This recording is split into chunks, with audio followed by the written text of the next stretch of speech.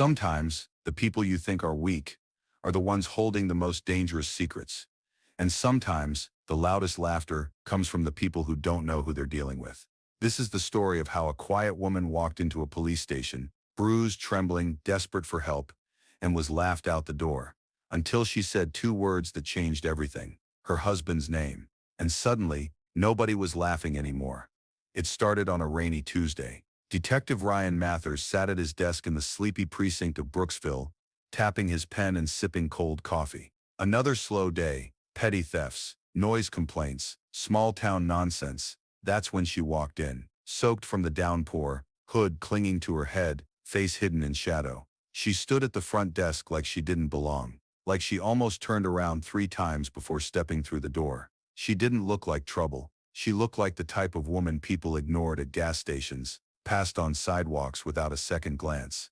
Her name was Erica Quinn, mid-30s, black woman, thin frame, hands shaking slightly as she handed over her ID. "I need to report something," she said quietly. Officer Daniels barely looked up from his clipboard. "You and everyone else." Erica hesitated. "It's about my husband." Daniels raised a brow. "Bored, let me guess. Cheating, arguing." He took the TV. Erica slowly pulled her sleeve back. The bruise was still fresh, deep, purple-black, a perfect imprint of fingers wrapped around her arm. Daniels frowned but didn't move. "So, domestic dispute."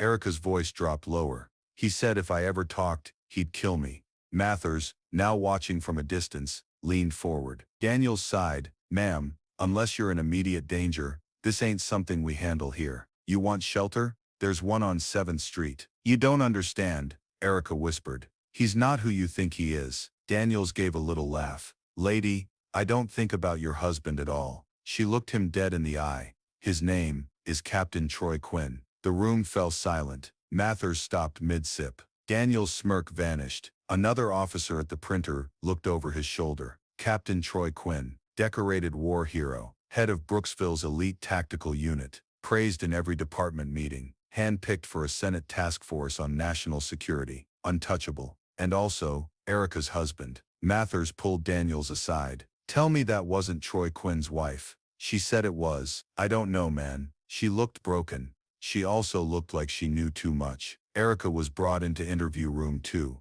The camera blinked on. The red light watched every movement. Mathers walked in, calm but cautious. Erica sat stiffly, eyes darting to the door like she expected her husband to walk in at any second. "You understand what you're saying, Mrs. Quinn?" Mathers asked. "Making accusations like this against a decorated officer." "I understand," she replied. "I also understand what he does when no one's looking." She spoke slowly, carefully. Bruises weren't the half of it. She described training exercises in the basement, how he'd scream at her to survive the field, how he installed cameras throughout their home, how he once disappeared for 2 days and came back with blood on his boots, and she never asked where he'd been. Mathers didn't want to believe it, but something in her eyes, the way they didn't blink, didn't flinch, didn't beg. He'd seen that look before, on soldiers, survivors. Within an hour, the captain himself showed up at the station. Troy Quinn, built like a statue, eyes sharp as steel, uniform pressed to perfection,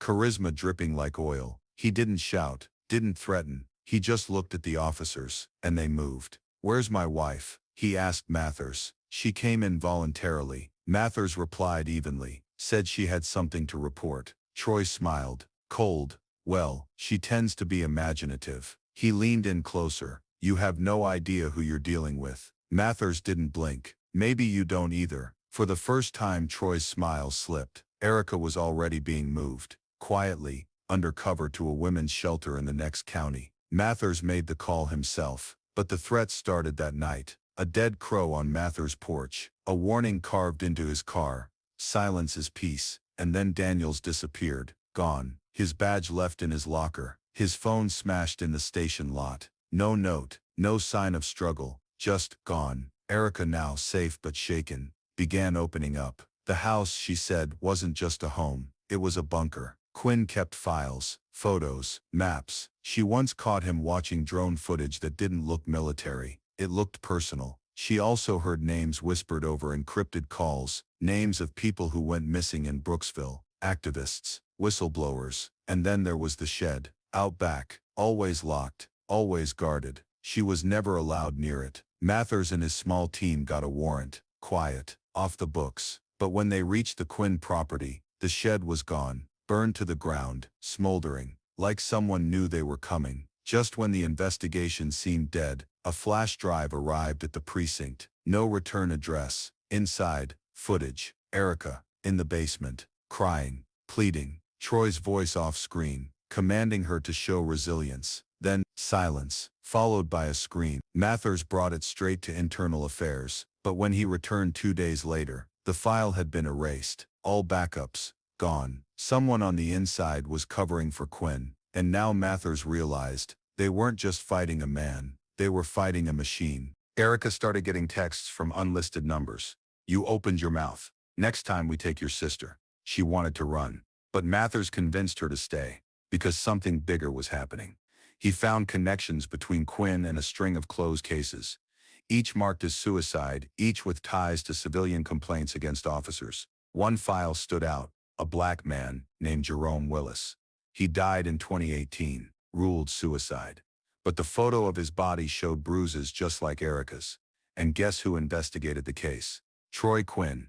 Erica agreed to go public. She sat for an interview with voice distortion and silhouette protection. The story aired locally, not national yet, but enough to shake the ground in Brooksville. Quinn denied everything, called her unstable, filed for defamation. But the people were listening. And then, a second woman came forward. Then a third, all with the same story. All wives of officers in Quinn's unit. Abuse, control, secrets. And suddenly, Quinn wasn't so invincible. Until one night, it was just past midnight, when Mathers got the call. "We lost her." Erica was gone. Her safe house had been breached. No witnesses, only one thing left behind. A photo of Erica blindfolded, tied to a chair, holding a sign that read, "You should have kept her quiet." And in the corner of the photo, barely visible, was a badge. Quinn's badge. She came forward for the truth. They tried to silence her. But now, she's the key to unlocking a darkness no one wants to see. And as the system starts to crumble, one man, one woman and one flash drive hold the power to bring it all down. But only if she survives. They ignored her bruises. They ignored her fear. They laughed when she said his name. But now that she's gone, suddenly, nobody's laughing.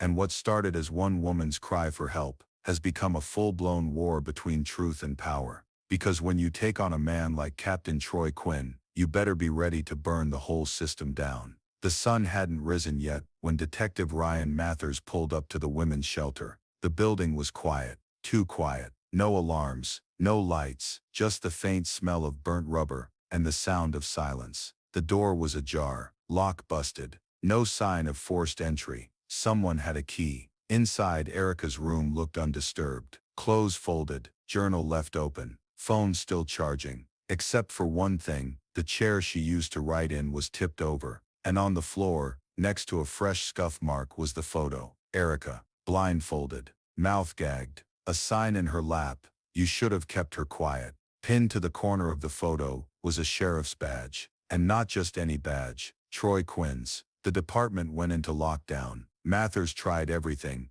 FBI, U.S. Marshals, even the governor's office. But doors kept slamming shut. Evidence kept vanishing. And worse, people started turning. Internal Affairs agent Lila Roman, once the only one backing Mathers, suddenly stopped returning his calls. And a new rumor spread, that Erica had staged her own kidnapping to frame her husband. Mathers wasn't buying it. Neither was Officer Selena Hart, one of the few on the force who still had a conscience. They dug deeper, cross-referenced call logs from the station, found encrypted texts between Troy and a burner number registered to a private contractor in Georgia. One name kept surfacing, Wolf 13, an off-the-books Black Ops unit, allegedly disbanded, never officially acknowledged. Whispers said they took care of loose ends, and Erica now was a loose end. A tip came in anonymously. One address, an old warehouse off Highway 7, abandoned since 2003. Mathers and Hart didn't wait for backup.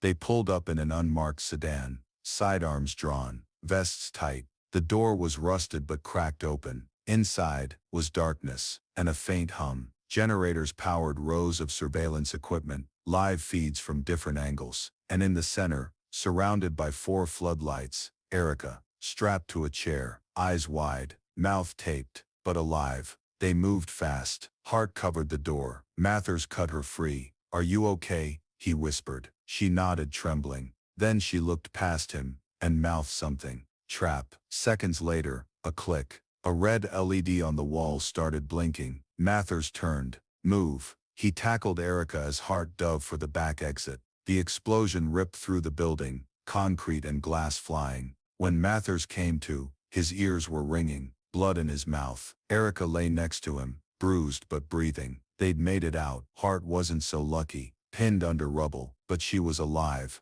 and conscious enough to mutter. "They knew we were coming," which meant one thing: there was a mole. Erica was taken to a new safe house, this time under FBI watch. Mathers personally vetted every agent. While she recovered, she revealed the final piece. The flash drive, the original one, had been erased, but she had a second copy, hidden inside a hollowed-out Bible in her grandmother's house in South Carolina. Inside, surveillance logs, footage of beatings, audio recordings of Troy planning quiet removals, a list of names, 27 people, all dead, all listed as suicides, overdoses, or natural causes. All had one thing in common: they threatened someone in Troy's inner circle. And in the background of every plan, one voice kept giving orders: Sheriff Darren Cole, Troy's longtime mentor, and Bernice Cole's estranged brother. Bernice Cole, the hard-nosed civil rights attorney, known for her courtroom wins. She'd been silent throughout the whole investigation, too silent.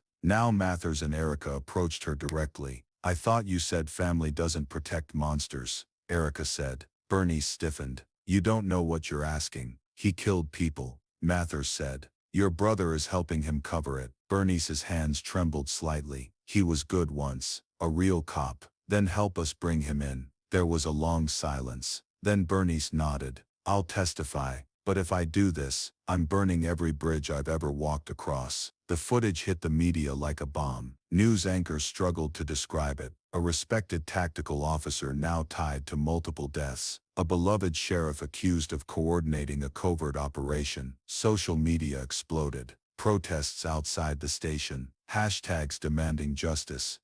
#Justice for Rara. #Expose Quinn. #Brooksville cover-up. And finally, a federal arrest warrant was issued for Captain Troy Quinn, but he was already gone. Disappeared the night before. No plane ticket. No phone pings. Vanished. 3 days later, a new message arrived in Erica's inbox. No subject, just a video. It opened with shaky footage of someone walking through a wooded area. Then, Troy's face, staring directly into the lens. "You thought you won," he said calmly, "but I'm just getting started." He held up a photo. Erica and Mathers, sitting together at the hospital. Behind him, chained to a tree, was someone crying, hooded, hands bound. Then came the last words: "If you want her back, bring me the drive." And then the screen cut to black. She exposed him. She survived him. She brought the world to its feet. But now he holds a new card, and Erica has a choice: protect the evidence, or sacrifice someone she loves. Because the man they're hunting, he's not just hiding, he's hunting them back.